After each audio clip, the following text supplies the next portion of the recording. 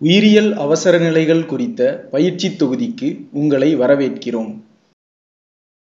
இந்த தொகுதியின் முடிவில் நீங்கள் தெரிந்து கொள்ள இருப்பது உயிரியல் பேரழிவுகளின் விளக்கம், உயிரியல் பேரழிவுகளின் வகைகள், உயிரியல் பேரிடர்களின் போது மேற்கொள்ள வேண்டிய முன்னெச்சரிக்கை நடவடிக்கைகள், வயிற்றுப்போக்கு சம்பந்தமான நோய்களின் போது செய்ய வேண்டியவை மற்றும் செய்யக்கூடாதவை, சுவாசம் சம்பந்தமான நோய்களுக்கு எதிராக பின்பற்ற வேண்டிய பாதுகாப்பு நடவடிக்கைகள், கொசுக்களால் பரவும் நோய்களுக்கு செய்ய வேண்டியவை மற்றும் செய்யக்கூடாதவை, உயிரியல் பேரழிவுகளுக்கான அவசர உதவி பெட்டியின் அத்தியாவசிய கூறுகள், உயிரியல் பேரிடர் சூழ்நிலைகளில் தன்னார்வலர்களின் பங்கு. அடுத்தபடியாக உயிரியல் பேரழிவுகள் என்றால் என்ன என்பதை புரிந்து கொள்வதன் மூலம் தொடங்குவோம். உலகம் முழுவதும் பரவி மில்லியன் கணக்கான உயிர்களை பாதித்த கோவிட்-19 தொற்று நோயை நாம் அனைவரும் நினைவில் வைத்திருக்கிறோம். அதன் பரவலை எதிர்த்து போராட ஒருங்கிணைந்த முயற்சி தேவைப்பட்டது. நம்மை பாதுகாத்துக் கொள்வதற்காக உலகளவில் தெரிவிக்கப்பட்ட பாதுகாப்பு நடவடிக்கைகள் மற்றும் முக்கிய செய்திகள் உங்களுக்கு நினைவிருக்கிறதா? கோவிட்-19 காலத்தில் பரிந்துரைக்கப்பட்ட சில பாதுகாப்பு நடவடிக்கைகள் இங்கே கொடுக்கப்பட்டுள்ளன. இந்த நடவடிக்கைகள் வைரஸ் பரவுவதை தடுப்பதை நோக்கமாக கொண்ட ஒரு பரந்த சுகாதார தொடர்பு உத்தியின் ஒரு பகுதியாகும். கோவிட்-19 என்பது ஒரு உயிரியல் வெடிப்பு ஆகும். இது உலகம் முழுவதும் ஒரு உயிரியல் பேரழிவு சூழ்நிலையை ஏற்படுத்தியது. இப்போது உயிரியல் பேரழிவுகள் பற்றிய கருத்தை பற்றி அறிந்து கொள்வோம். உயிரியல் பேரழிவு என்பது வைரஸ் அல்லது பாக்டீரியா போன்ற உயிரியல் காரணிகளால் பொது சுகாதாரத்திற்கு குறிப்பிடத்தக்க அச்சுறுத்தலை ஏற்படுத்தும் சூழ்நிலையை குறிக்கிறது. இந்த பேரழிவுகளுக்கு அவற்றின் தாக்கத்தை தணிக்க விரைவான மற்றும் ஒருங்கிணைந்த செயல்பாடுகள் தேவைப்படுகின்றன. கோவிட்-19 காலத்தில் நாம் பார்த்தது போல இந்த பரவல்களின் தொடக்கம் விரைவாக பரவி தனிநபர்களையும் சமூகங்களையும் பாதிக்கலாம். தீங்கை குறைக்க அவர்கள் தயார் நிலையில் இருப்பது, சரியான நேரத்தில் தகவல் தொடர்பு மற்றும் பயனுள்ள உத்திகள் போன்றவை முக்கியம். உயிரியல் பேரழிவுகள் என்பது உயிரியல் காரணிகளால் பரவக்கூடிய கரிமத் தோற்றத்தின் நிகழ்வு ஆகும். நோய்க்கிருமி நுண்ணுயிரிகள், நச்சுகள் மற்றும் உயிரியல் பொருட்கள் ஆகியவற்றின் பாதிப்புக்கு உள்ளாவது இதில் அடங்கும். உயிரியல் பேரழிவின் தாக்கத்தால் உயிரிழப்பு, காயம், நோய் அல்லது பிற உடல்நல பாதிப்புகள், வாழ்வாதாரம், சேவை இழப்பு, சமூக மற்றும் பொருளாதார சீர்குலைவு ஆகியவை ஏற்பட வாய்ப்புள்ளது. உயிரியல் பேரழிவுகளின் எடுத்துக்காட்டுகளில் தொற்று நோய்கள், தாவரங்கள் அல்லது விலங்குகளின் தொற்று மற்றும் பூச்சி தொற்று ஆகியவை அடங்கும். உயிரியல் பேரழிவுகள் என்றால் என்ன என்பதை இப்போது நாம் நன்கு புரிந்து கொண்டுள்ளோம். உயிரியல் பேரழிவுகளின் வகைகளை பற்றி அறிந்து கொள்வோம். உயிரியல் பேரழிவுகள் பிராந்திய தொற்று நோயாகவோ அல்லது உலகளாவிய தொற்று நோயாகவோ இருக்கலாம். மேலும் அறிய ஒவ்வொரு பகுதியையும் அழுத்தவும். பிராந்திய தொற்று நோய்கள் ஒரே நேரத்தில் மக்கள் தொகை, சமூகம் அல்லது பிராந்தியத்தில் உள்ள அதிக எண்ணிக்கையிலான தனிநபர்களை பாதிக்கின்றன. காலரா, பிளேக், ஜப்பானிய மூளை அழற்சி அல்லது கடுமையான மூளை அழற்சி, நோய்க்குறி ஆகியவை பிராந்திய தொற்று நோய்களில் சில. உலகளாவிய தொற்றுநோய் என்பது ஒரு பெரிய பகுதியில், அதாவது ஒரு கண்டம் அல்லது உலகம் முழுவதும் பரவும் ஒரு தொற்றுநோய் ஆகும். இன்ஃப்ளூயன்சா அல்லது பன்றிக் காய்ச்சல், SARS கோவிட் மற்றும் எபோலா ஆகியவை தற்போதுள்ள மீண்டும் தோன்றும் கொள்ளை நோய்களுக்கு சில எடுத்துக்காட்டுகள் ஆகும்.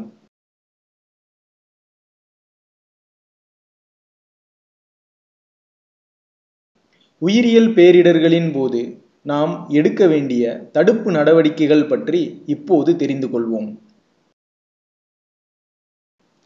ஒரு சில தடுப்பு நடவடிக்கைகள் இங்கே கொடுக்கப்பட்டுள்ளன. தனிப்பட்ட தூய்மையை பராமரிக்கவும், தினமும் குளிக்கவும், நீளமான நகங்களை வளர்க்க வேண்டாம், சுத்தமான ஆடைகளை அணியுங்கள், கை சுகாதாரத்தை பின்பற்றுவோம், உணவை தயாரிப்பதற்கு முன், சாப்பிடுவதற்கு முன், சாப்பிட்ட பிறகு, மலம் கழித்த பிறகு, இருமல் அல்லது தும்மலுக்கு பிறகு சோப்பு மற்றும் தண்ணீரால் கைகளை கழுவ வேண்டும். நோய் எதிர்ப்பு சக்தியை அதிகரிக்க சத்தான மற்றும் சமச்சீர் உணவை உண்ணுங்கள். கூட்ட நெரிசலை தவிர்க்கவும். சரியான காற்றோட்டத்தை பராமரிக்கவும். கடுமையான வெப்பம் மற்றும் குளிர் சூழ்நிலையில் பாதுகாப்பாக இருங்கள்.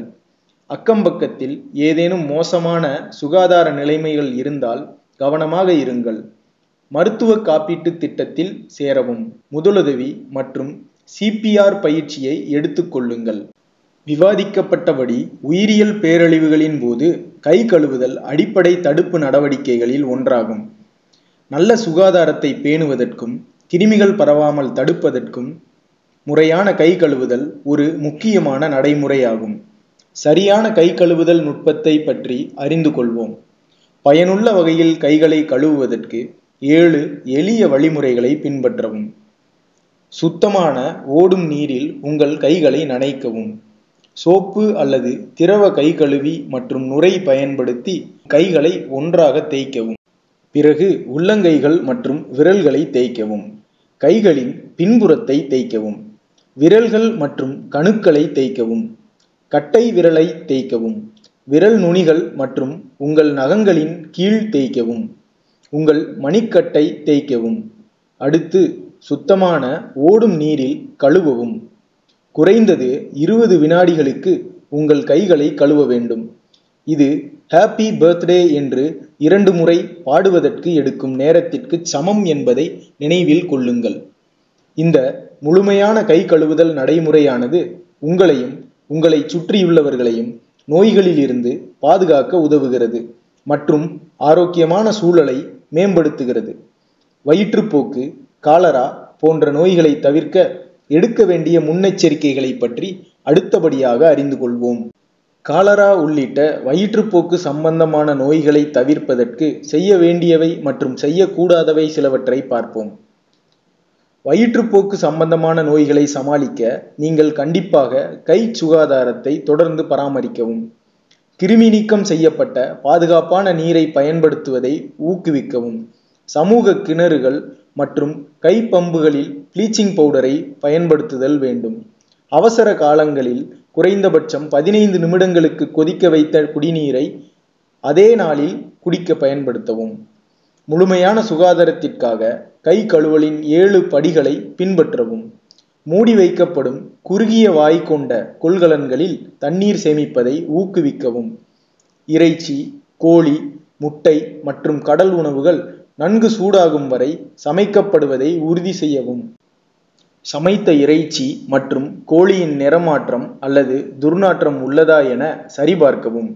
முட்டை ஓடுகள் அப்படியே இருப்பதை உறுதி செய்யவும். உணவை உடனடியாக உண்ணாத போது பரிமாறும் முன் அதை மீண்டும் சூடுபடுத்தவும்.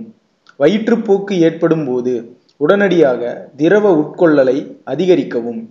ORS கரைசல் அல்லது வீட்டில் தயாரிக்கப்பட்ட கலவையான 1 டேபிள் ஸ்பூன் உப்பு மற்றும் 4 டேபிள் ஸ்பூன் சர்க்கரையை 1 லிட்டர் குடிநீரில் கரைத்து குடிக்கவும். பொட்டாசியம் நிறைந்த வாழைப்பழங்களை உட்கொள்வதை ஊக்குவிக்கவும். தேவைப்பட்டால் தாய்ப்பால் கொடுப்பது உட்பட நோயின் போது குழந்தைகளுக்கு தொடர்ந்து உணவளிக்கவும். வயிற்றுப்போக்கு ஏற்பட்டால் அருகில் உள்ள சுகாதார நிலையத்திற்கு செல்லவும். குழந்தையின் தீராத அழுகை, அமைதியற்று மந்தமாக அல்லது மயக்கமாக இருந்தாலோ, சரியாக சாப்பிடாமல், தண்ணீர் குடிக்காமல் அல்லது அதிக தாகத்துடன் இருந்தாலோ, காய்ச்சல் அல்லது மலத்தில் இரத்தம் வருவது போன்ற அறிகுறிகள் இருந்தால் உடனடியாக மருத்துவரை அணுக வேண்டும். அடுத்து நாம் செய்யக்கூடாத விஷயங்களை பற்றி அறிந்து கொள்வோம். நீங்கள் வயிற்றுப்போக்கு சம்பந்தமான நோய்களால் பாதிக்கப்பட்டிருந்தால் செய்யக்கூடாதவை: பாதுகாப்பற்ற மூலங்களிலிருந்து தண்ணீர் குடிக்க வேண்டாம்.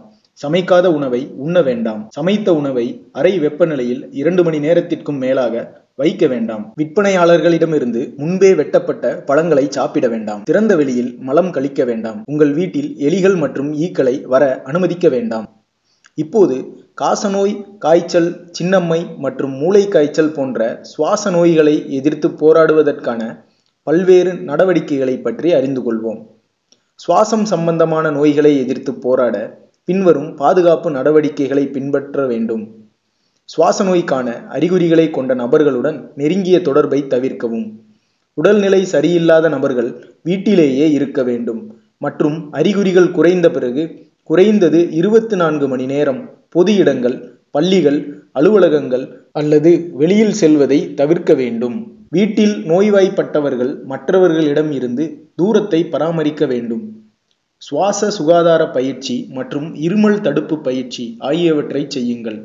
இருமல் அல்லது தும்மும் போது வாய் அல்லது மூக்கை துணியால் மூட வேண்டும் மற்றும் குப்பை தொட்டிகளை சுத்தமாக பராமரிக்க வேண்டும். கை சுகாதாரத்தை கடைபிடித்தல்.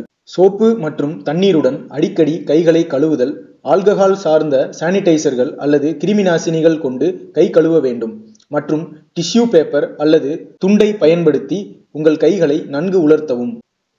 சந்தேகத்திற்கிடமான அல்லது உறுதிப்படுத்தப்பட்ட காய்ச்சல் நிகழ்வுகளில் வீட்டு பராமரிப்பு அமைப்புகளில் பராமரிப்பாளர்கள் நெருங்கிய குடும்ப தொடர்புகளுடன் இருக்கும்போது தரமான மற்றும் சான்றளிக்கப்பட்ட 3 அடுக்கு அறுவை சிகிச்சை முகமூடியை அணியுங்கள். போதுமான தூக்கம், உடல் செயல்பாடு, மன அழுத்த மேலாண்மை, திரவ உட்கொள்ளல், சத்தான உணவு மற்றும் நுகர்வு ஆகியவற்றிற்கு முன்னுரிமை கொடுங்கள். புகைப்பிடிப்பதை தவிர்க்கவும்.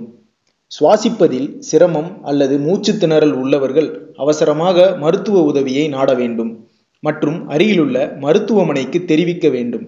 நோய்வாய்ப்பட்ட நபர்கள் சமூகத்திற்கு செல்ல வேண்டும் என்றால், எடுத்துக்காட்டாக மருத்துவ பராமரிப்பிற்காக, அவர்கள் முகமூடியை அணிய வேண்டும் அல்லது இருமல் மற்றும் தும்மலின் போது மறைக்க ஒரு கைக்குட்டையை பயன்படுத்த வேண்டும். இவையெல்லாம் தொற்று பரவும் அபாயத்தை குறைக்கிறது மற்றும் தேசிய அளவிலான நோய் தடுப்பு திட்டத்தின்படி தடுப்பூசி நிலை புதுப்பித்த நிலையில் இருப்பதை உறுதி செய்யவும். மலேரியா, டெங்கு, ஃபைலேரியா மற்றும் சிக்குன்குனியா போன்ற கொசுக்களால் பரவும் நோய்களில் செய்ய வேண்டியவை மற்றும் செய்யக்கூடாதவை பற்றி இப்போது தெரிந்து கொள்வோம். மேலும் அறிய ஒவ்வொரு அட்டைக்கும் கொசுவை இழுத்து விடவும். கைகள் மற்றும் கால்களை முழுமையாக மறைக்கும் ஆடைகளை அணிய வேண்டும். மலேரியாவை பரப்பும் கொசுக்கள் பெருகுவதை தடுக்க தரை மற்றும் பிற பகுதிகளில் தண்ணீர் தேங்கியிருப்பதை அகற்றவும். தண்ணீர் கொள்கலன்கள் மற்றும் தொட்டிகள் வாரத்திற்கு ஒரு முறையாவது காலி செய்யப்படுவதை உறுதி செய்யவும். கொசுக்கள் உற்பத்தியாவதை தடுக்க குளிரூட்டிகளில் உள்ள தண்ணீரை தவறாமல் வெளியேற்றவும். கொசுக்கள் வராமல் இருக்க செப்டிக் டேங்குகளை பாதுகாப்பாக மூடி சீல் வைக்கவும். கொசு வலைகளை பயன்படுத்துவதற்கு முன்னுரிமை கொடுங்கள். குறிப்பாக பூச்சிக்கொல்லி சிகிச்சை செய்யப்பட்ட படுக்கை வலைகளை பயன்படுத்த வேண்டும்.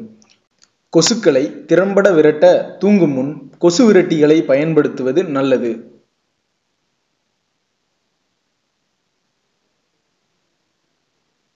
வெளியில் செல்லும் போது குழந்தைகளை ஷார்ட்ஸ் மற்றும் அரைக்கை ஆடைகளை அணிய ஊக்குவிக்க வேண்டாம்.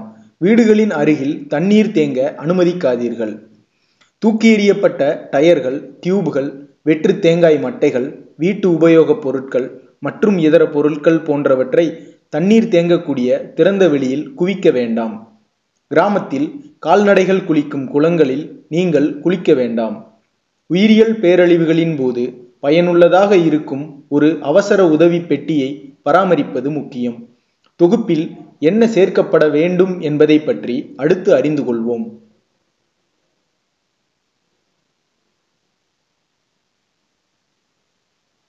அவசர உதவி பெட்டியில் இருக்க வேண்டிய பொருள்கள்: ORS பொடி, பாராசிட்டமால் மாத்திரைகள், வயிற்றுப்போக்கு எதிர்ப்பு மாத்திரைகள் மற்றும் தசைப்பிடிப்பு எதிர்ப்பு மாத்திரைகள் போன்றவை.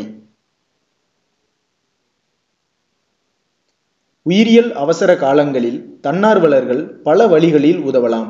ஒரு தன்னார்வலர் ஆற்றக்கூடிய பல்வேறு பாத்திரங்களை பற்றி அறிந்து கொள்வோம். மக்களுக்கு எச்சரிக்கைகளை பரப்பலாம். நச்சு மாசுபாட்டிற்கு சாத்தியமான கூறுகளை அடையாளம் கண்டு நிர்வகிப்பதற்காக அதிகாரிகளுக்கு உதவ வேண்டும். தன்னார்வலர்கள் உயிரியல் பேரிடர்களின் போது எடுக்க வேண்டிய பாதுகாப்பு நடவடிக்கைகள் குறித்து மக்களுக்கு கற்பித்தல் மற்றும் வெளியேற்றம் தேவைப்பட்டால் மக்களை பாதுகாப்பான இடங்களுக்கு மாற்றுதல் போன்றவற்றிற்கு உதவ வேண்டும். தன்னார்வ தொண்டர்கள் விழிப்புடன் இருக்க வேண்டும். தொற்று பரவலை ஏற்படுத்தக்கூடிய எந்த ஒரு சூழ்நிலையையும் அதிகாரிகளின் கவனத்திற்கு கொண்டு வர வேண்டும். இத்துடன் இந்த பயிற்சி தொகுதியின் முடிவுக்கு வந்துவிட்டோம். தொகுதியில் விவாதிக்கப்பட்ட முக்கிய விஷயங்களை நினைவு கூறுவோம். உயிரியல் பேரழிவுகள் உயிரியல் காரணிகளால் உருவாகின்றன. நோய் கிருமிகள், நச்சுகள், பாக்டீரியா, வைரஸ் போன்றவை இதில் அடங்கும். இது உடல்நல பாதிப்புகள் மற்றும் பொருளாதார சீர்குலைவுக்கு வழிவகுக்கிறது. உயிரியல் பேரழிவுகள் இயற்கையில் பிராந்திய தொற்று நோயாகவோ அல்லது உலகளாவிய தொற்று நோயாகவோ இருக்கலாம். ஆயத்த நடவடிக்கைகளில் குடும்ப பேரிடர் திட்டத்தை உருவாக்குதல், சுகாதாரத்தை பேணுதல், கை கழுவுதல், சமச்சீரான ஊட்டச்சத்தை உறுதி செய்தல், நோய் தடுப்பு மருந்துகளை பெறுதல், கூட்ட நெரிசலை தவிர்த்தல் மற்றும் சரியான காற்றோட்டத்தை உறுதி செய்தல் ஆகியவை அடங்கும். காலரா போன்ற வயிற்றுப்போக்கு நோய்களுக்கு தனிநபர்கள் சுகாதாரத்தை கடைபிடிக்க வேண்டும். பாதுகாப்பான தண்ணீரை உட்கொள்ள வேண்டும். தண்ணீரை கொதிக்க வைக்க வேண்டும். உணவை நன்கு சமைக்க வேண்டும். நீர் ஆகாரத்திற்காக ORS கரைசலை பயன்படுத்த வேண்டும். பாதுகாப்பற்ற தண்ணீர் மற்றும் சமைக்கப்படாத உணவை தவிர்க்க வேண்டும். காசநோய் மற்றும் இன்ஃப்ளூயன்சா போன்ற சுவாச நோய்களின் விஷயத்தில் நோய்வாய்ப்பட்ட நபர்களுடன் நெருங்கிய தொடர்பை தவிர்ப்பது, நோய்வாய்ப்பட்டிருக்கும் போது வீட்டிலேயே இருப்பது, முகமூடிகளை அணிவது, சுவாச சுகாதாரத்தை கடைபிடிப்பது மற்றும் சுவாச பிரச்சனைகளுக்கு மருத்துவ உதவியை நாடுவது ஆகியவை முன்னெச்சரிக்கைகளாகும். மலேரியா மற்றும் டெங்கு போன்ற கொசுக்களால் பரவும் நோய்களுக்கு பாதுகாப்பான ஆடை அணிதல், தேங்கி நிற்கும் நீர் ஆதாரங்களை அகற்றுதல், கொசுவிரட்டிகள் மற்றும் கொசு வலைகளை பயன்படுத்துதல், தேவையான போது மருத்துவ ஆலோசனையை பெறுதல் ஆகியவை அவசியம். அசுத்தமான நீர் மற்றும் சமைக்கப்படாத உணவை தவிர்ப்பது, சமைத்த உணவை திறந்து வைக்காமல் இருப்பது, வீடுகளுக்கு அருகில் தண்ணீர் தேங்குவதை தடுப்பது மற்றும் நோய்வாய்ப்பட்ட நபர்களுடன் நெருங்கிய தொடர்பை தவிர்ப்பது அவசியம். அவசர உதவி பெட்டியில் நீரேற்றத்திற்காக ORS பொடி, காய்ச்சலுக்கான பாராசிட்டமால், இரைப்பை குடல் பிரச்சனைகளுக்கு வயிற்றுப்போக்கு மருந்து மற்றும் தசைப்பிடிப்பு எதிர்ப்பு மருந்துகள் போன்ற அத்தியாவசிய பொருட்கள் இருக்க வேண்டும். இப்போது தலைப்பை பற்றிய உங்கள் புரிதலை சரிபார்க்க வேண்டிய நேரம். இது ஒரு மதிப்பீட்டு பயிற்சி. அனைத்து வினாக்களும் சம மதிப்பெண் கொண்டவை. தேர்வில் தேர்ச்சி பெற குறைந்தபட்சம் 60% மதிப்பெண் பெற்றிருக்க வேண்டும். கேள்விகளை கவனமாக படித்து பொருத்தமான பதிலை தேர்ந்தெடுக்கவும்.